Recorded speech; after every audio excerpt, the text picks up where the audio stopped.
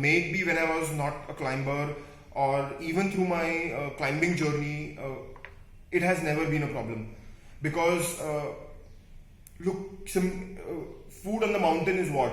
They feed us oatmeal in the morning, and making vegan oatmeal is super easy. You just mix oats with water and boil them and done. That's vegan oatmeal. And similarly, most of the food that you see on the mountain is very simple food, like most of the times roti, sabji, dal, rice.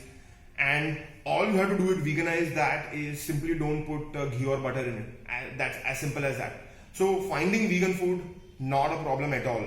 Finding vegan gear was also not a problem. As long as I was climbing smaller mountains, getting vegan socks, getting vegan thermals, getting vegan jackets, getting vegan sleeping bags, getting vegan boots, I was able to figure out everything. Yes, maybe in the very beginning I may have bought one or two non-vegan things, but I was quickly able to find out the vegan versions and replace. And as long as I was climbing smaller mountains, my gear was always 100% vegan. It was when I decided to climb Everest where all the challenge started.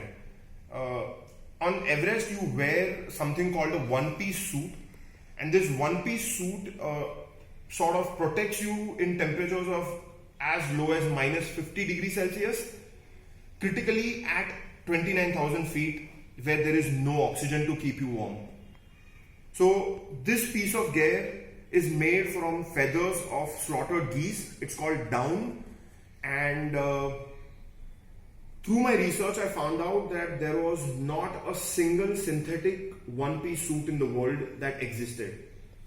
So I said, fine, let's try and figure out if I can write to these gear companies and maybe they will be willing to help me build one.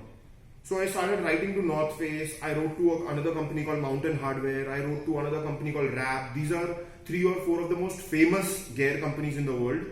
And I said, look, I have the money to climb Mount Everest. I'm already sponsored. Can you just help me build a synthetic suit? And initially I got canned responses. We'll reply back to you, this, that. And then North Face responded. Mountain Hardwear responded. Mountain Hardwear said, look, this project is simply not economically feasible. The synthetic material that is available right now, we don't know whether it will work on the top of Mount Everest. So in our opinion, this project will not work out. I said, okay. In the meantime, I had also gotten in touch with PETA in New York, and PETA in New York was very excited about my upcoming climb to Everest, and they said, can we help you in any way? I said, look, you are based in New York and North Face is also there. Can you go somehow meet them, convince them to build a suit for me? So they set up a meeting with North Face. They went and they met them, but North Face also declined. They said that this project does not seem that it can even be done. Not right now with the existing technology. So I thought, okay. And now that the gear companies had rejected, I thought maybe I can build one on my own. So there is a very famous synthetic insulation company in the world called Primaloft, and I thought maybe I can buy 4 or 5 Primaloft jackets, like some of the most warm jackets, and then rip them apart, remove the insulation from that, and go to Nepal and create a jacket of my own. And I started doing all the research and development in this area. I went and I spoke to a tailor in Nepal. I went and I spoke to a gear builder in Nepal. And at the end, we realized that the amount of insulation that would be required to keep me warm on top of Everest would be so much that I would almost be like a ball on the mountain, like a Michelin man on the mountain. And I mean, sure, the problem was that jacket would simply not be functional and practical on the mountain. So I tried telling the companies to build one for me, not possible. I tried building it on my own, again not possible. And as much as I am someone who never gives up in life, maybe there was sort of a lapse of judgment, or maybe my dream overcame for once my vegan lifestyle. I decided that I'm going to buy one down suit, but I'm going to go climb Everest, because maybe it was a cop out, but at that point I thought that if I can go and climb Everest, at least I can prove that the vegan diet works and has simply no problems. Because if I can climb the tallest mountain in the world, a difficult and a challenging mountain, and someone like me can go climb it, then it would without doubt prove that, look, vegan diet has no issues. So I said, I'm going to do that. So I bought a down suit. I went in 2014. Unfortunately, 17 Sherpas died and my attempt was cancelled. I went back in 2015. Unfortunately, my attempt was cancelled again due to the earthquake where 21 people died at the base camp and 10,000 died in Nepal. And then I went back in 2016 for my third attempt. Now, this time on May 19th, 2016, I did summit Mount Everest and I stood on the top of the world. And yes, I completed the biggest dream of my life.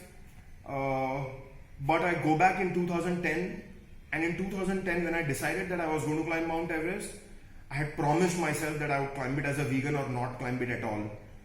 So yes, I stood on top of Mount Everest in 2016, but till date, and I have given many talks about it, everyone has written about it, and all of these great things, but till date, I consider it the biggest failure of my life and the biggest learning of my life as well at the same time. Because the dream was to do a 100% vegan ascent, not a 95% vegan ascent. Frankly speaking, there is nothing like 95% vegan ascent. I was either a vegan or I was not. And I was not a vegan when I climbed Everest because I was wearing a dead animal on my body. So I came back and her din I thought about it. I'm like, kar liya, this is all great. I finished a big dream in my life and I showed everyone that a vegan diet works. But I still made that one-time compromise, and this is a big failure. And so I did not give up. So मैंने, as much as I said कि मैं वापस Everest नहीं climb करूंगा या ऐसे कोई mountain नहीं क्लाइम करूंगा, at the back of my mind already मैंने प्लानिंग शुरू कर दिया था सेकेंड एवरेस्ट असेंट के लिए. And it was during this time when I was again, newer technologies had come. Save the Duck was there, G-Loft was there. So more and more technologies in the synthetic insulation world were coming. A friend said that Save the Duck technology, he has tested it and it works like really solid, that you should write to them. So I sent a Facebook message to the Save the Duck team, but just like previous times, I was not very hopeful. I thought they will also come back and say, no, this is not possible. And then Save the Duck Chief Marketing Officer wrote back to me saying that they are very interested in the project and they would be more than happy to build the suit for me. So I'm like, wow, this is, first ray of hope in so many years that finally my project of 100% vegan ascent, I will actually finish it. So I got on a phone call with them and I described to them, this is how my existing suit works. This is how it looks. This is the kind of temperatures it has to sort of withstand, and the amount of insulation inside it, and what portions of, like for example on my back, on my torso, on these areas of my legs, not a lot of insulation is required. So we spoke about all of those things. And I told them, do you think you can do it? They said, give us some time, we'll get back to you. Their chief designer looked at the whole project, and we were on a phone call again, and they said that they were 100% confident that their technology would work on top of Mount Everest and that they wanted to build a suit for me. So at this point I thought it made sense to take this suit and not go on Everest, because that would almost be going on a suicide mission kind of a thing. As much as they were confident about the technology, a suit like that would be the very first synthetic suit of the world. It would have never been tested, not even at 5,000 meters. And so it did not make sense to risk it on Everest. Imagine if I went on Everest wearing that suit and for whatever reason that suit did not work and I got injured, or I lost fingers, or I lost my toes, or I died, then the headline in the world would be vegan dies due to his stupidity. Vegan goes on Everest wearing a vegan suit and dies.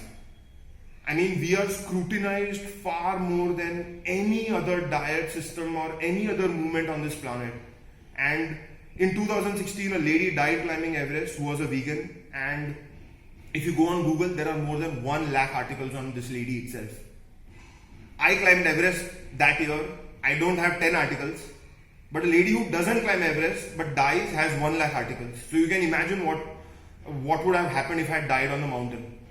So I thought that let's go on a different mountain, a slightly smaller mountain, test the suit, and if it works out really well on that mountain, then I know that it will work on Everest. So in 2018, I climbed Mount Lhotse, which is the fourth highest mountain of the world, and it's only 1,000 feet lower than Everest. And the suit was simply spectacular. It kept me warm and cozy in some of the most hostile conditions that I had ever faced in my entire mountaineering career. And when it kept me warm, I knew that this suit was going to work on Everest as well. So I discussed the project with Save the Duck, and they were very generous and gracious to sponsor my entire Everest expedition. So finally I had the money, I had the suit, and in 2019 I went to climb Everest again. And on May 23rd, I finally stood on top of Mount Everest for the second time, but this time as a 100% vegan, while eating 100% vegan food and wearing 100% vegan gear. And truly speaking, this is when my dream was actually complete. I conceived the dream in 2010, and in 2019 I finished my dream. And when I was on top, I did have a vegan flag in my hand.